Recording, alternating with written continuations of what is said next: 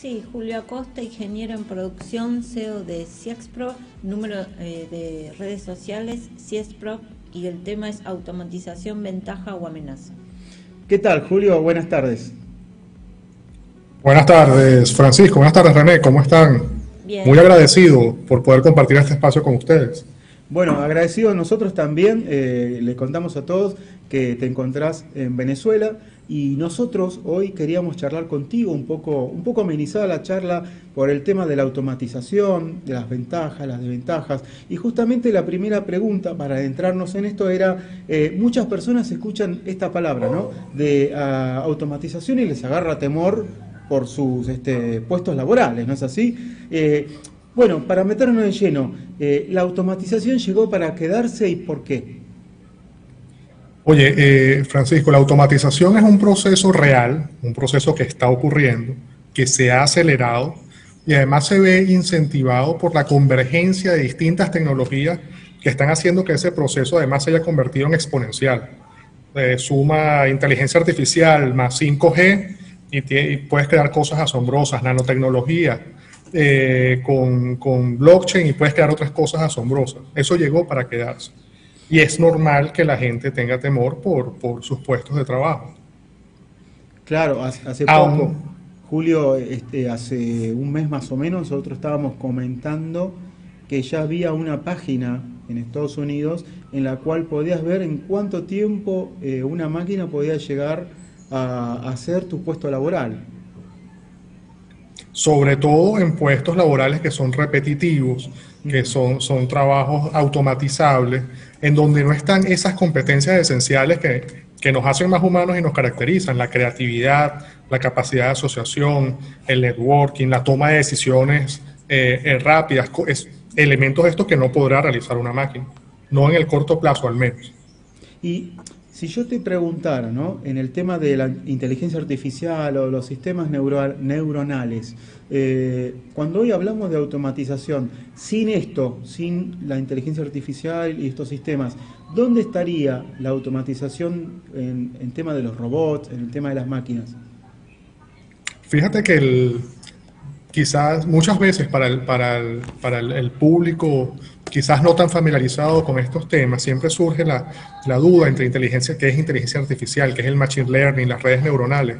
Al final la inteligencia artificial ha convivido con nosotros desde hace un montón de años, desde hace décadas. Cuando tú tienes un artefacto que tú lo programas para que haga algo o le diseñas una serie de instrucciones para que actúe en función de algún comportamiento, que tenga entrada, salida, eso es una inteligencia artificial. ¿Qué es lo que pasa? Que con el tiempo desarrollamos la capacidad de que este aprendizaje, de que esta capacidad de reacción de estos artefactos ya no dependiese solo de un dispositivo de entrada-salida, sino que tenían capacidad de aprender.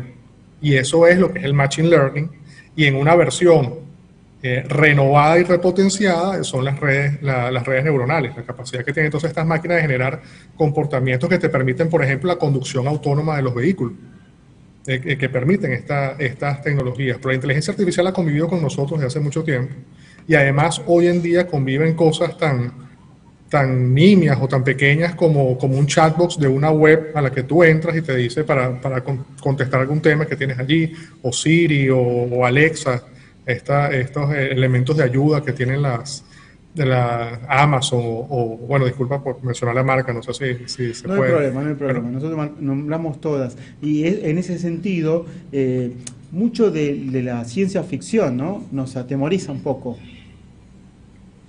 Fíjate, pero al final, como sociedad, la automatización nos va a traer beneficios, indudablemente.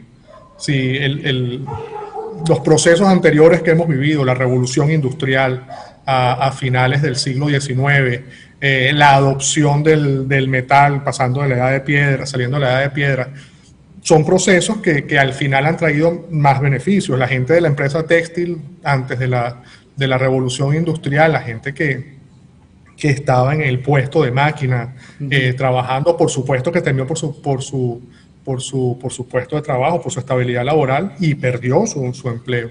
Pero la creación de la industria textil creó más puestos de trabajo, diversos puestos de trabajo, al poder masificar lo que era la producción de ropa. Este es un ejemplo.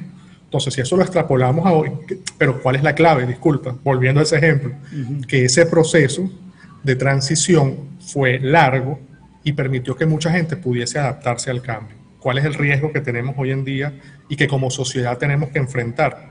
Que esta velocidad de adopción de las tecnologías y de puesta en riesgo de la estabilidad de las familias y de las personas es mucho más acelerado. Mucha más gente se nos puede quedar en el camino por la automatización. Pero a la larga estoy seguro de que traerá beneficios colectivos al colectivo. Tal cual. Julio, vos sabés que viendo esos robots que hoy bueno, son divertidos porque bailan, porque sirven para salvar una vida, porque hoy los vemos que hacen pruebas divertidas para ver cómo... Es como que siento que estamos en pañales todavía, ¿no? Con los robots. Y la pregunta que yo te quería formular era, ¿tienen que tener libre albedrío o debemos pensar en articular a las máquinas de lo que ya no es el futuro, es ahora, un cortafuegos para que evitemos dolores de cabeza? ¿Se puede pensar en el libre albedrío en las máquinas?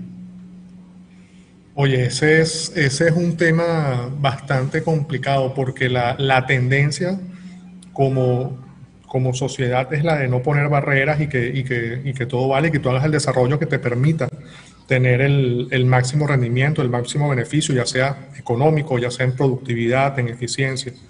Y yo veo bastante difícil que la industria, al menos, la formal quizás sí, pero los desarrollos que se realizan en sociedades donde no se respetan tanto estos temas, pueden tender hacia ese libre albedrío, como ha pasado con la experimentación con seres humanos, con otras tecnologías, como ha pasado con otros ejemplos en la historia de la humanidad. Pero si fuese mi opinión personal es que sí debería haber un control que nos protegiera como sociedad, porque la capacidad de generación de conocimiento, de inteligencia, inclusive de reproducción, hay un libro de Noah Harari, sí, muy interesante, que habla sobre este tema y habla de la capacidad de reproducción de la inteligencia artificial cuando incorporas impresoras 3D y ellos tienen capacidad, que eso va a llegar, en capacidad de producir sus mismas piezas, ensamblarse y crear nuevos elementos, por ejemplo. Bueno, y con respecto a esto, ¿no?, de la revolución industrial, estábamos viendo, ¿no?, que es una incógnita para el siglo XXI, porque en el siglo pasado, hoy, viéndolo desde acá con el diario del lunes, claro, vimos que las soluciones se presentaron inmediatamente cuando la máquina empezó a reemplazar muchos puestos laborales, pero hoy ya estamos hablando ya directamente de máquinas y justamente esta automatización, cuando hablamos al principio decíamos, bueno, hay algunas que son ventajas y otras que son desventajas. Vos estabas comentando, posiblemente reemplace muchos puestos laborales, ¿no? ¿Qué podemos pensar de este siglo que la gente, ¿no?, que se va a quedar sin trabajo, en cómo la podemos formar? Mira, ahí es importante que fortalezcamos esas características que nos hacen más humanos. Te lo comentaba anteriormente. Tenemos que trabajar sobre todo en los jóvenes profesionales, en la gente que está preparándose para asumir el liderazgo empresarial, comercial, económico de nuestros países, prepararlos en eso, en trabajar la creatividad, en trabajar el pensamiento crítico, la solución creativa de problemas, la facilidad de comunicación, de interrelacionarse, de crear networking y crear soluciones que mediante el ambiente colaborativo sean sinérgicas y no sean 1 más 1 son 2 y 1 más 1 pueden ser 1000, 2000, que generen esa capacidad exponencial, alejándonos de los trabajos repetitivos, del análisis repetitivo, donde hay puestos de trabajo que están destinados a ser reemplazados por una máquina, que además va a generar una serie de ventajas que el mercado las va a adoptar.